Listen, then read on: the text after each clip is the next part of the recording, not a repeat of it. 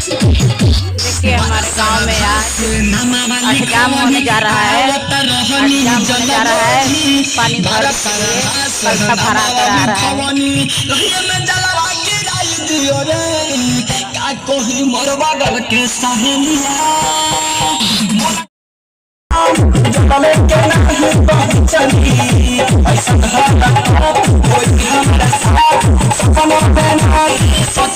सोचनी आगे न पीछे रहनी बीच मोहिए जी सुनी न आगे न पीछे रहनी बीच सकन चूर बनाई दियो रे का कहीं मोर बाबा के सहेलिया